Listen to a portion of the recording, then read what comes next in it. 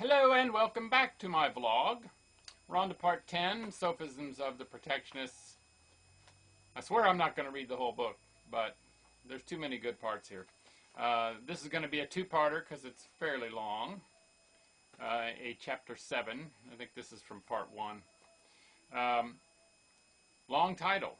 Petition from the manufacturers of candles, wax lights, lamps, chandeliers, reflectors, snuffers, extinguishers, and from the producers of tallow, oil, resin, alcohol, and generally of everything used for lights.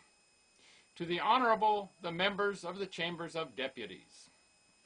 Gentlemen, you are in the right way. You reject abstract theories. Abundance, cheapness, concerns you little.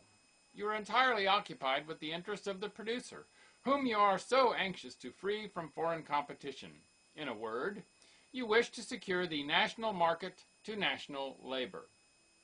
We come now to offer you an admirable opportunity for the application of your, what shall we say, your theory? No, nothing is more deceiving than theory. Your doctrine, your system, your principle. But you do not like doctrines, you hold systems in horror, and as for principles, you declare that there are no such things in political economy. We will say then, your practice without theory and without principle. We are subjected to the intolerable competition of a foreign rival who enjoys, it would seem, such superior facilities for the production of light that he is enabled to inundate our national market at so exceedingly reduced a price that, the moment he makes his appearance, he draws off all custom from us, and thus an important branch of French industry, with all its innumerable ramifications, is suddenly reduced to a state of complete stagnation. This rival, who is no other than the sun, carries on so bitter a war against us that we have every reason to believe that he has been excited to this course by our perfidious neighbor, England. Good diplomacy, this, for the present time.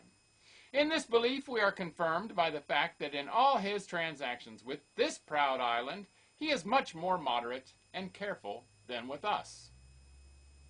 Our petition is that it would please your honorable body to pass a law whereby shall be directed the shutting up of all windows, dormers, skylights, shutters, curtains, vasistas, oeil de boeufs, in a word, all openings, holes, chinks, and fissures through which the light of the sun is used to penetrate into our dwellings, to the prejudice of the profitable manufactures which we flatter ourselves we have been enabled to bestow upon the country, which country cannot, therefore, without ingratitude, leave us now to struggle unprotected through so unequal a contest.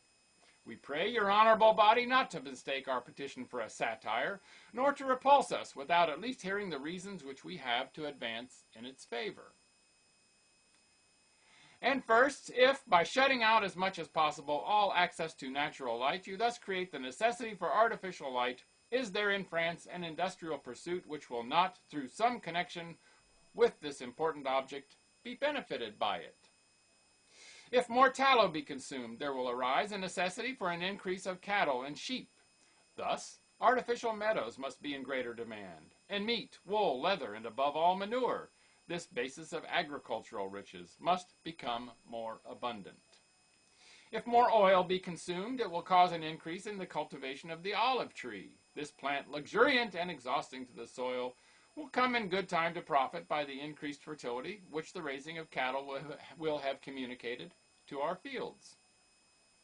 Our heaths will become covered with resinous trees. Numerous swarms of bees will gather upon our mountains, the perfumed treasures which are now cast upon the winds, useless as the blossoms from which they emanate. There is, in short, no branch of agriculture which would not be greatly developed by the granting of our petition. Navigation would equally profit. Thousands of vessels would soon be employed in the whale fisheries, and thence would arise a navy capable of sustaining the honor of France and of responding to the patriotic sentiments of the undersigned petitioners, candle merchants, etc. But what words can express the magnificence which Paris will then exhibit?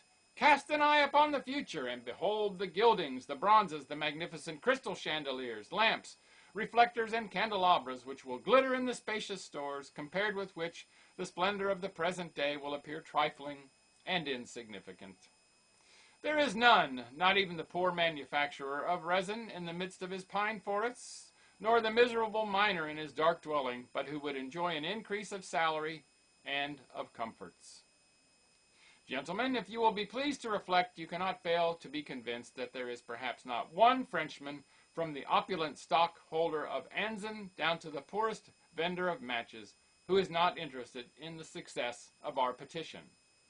We foresee your objections, gentlemen, but there is not one that you can oppose to us which you will not be obliged to gather from the works of the partisans of free trade.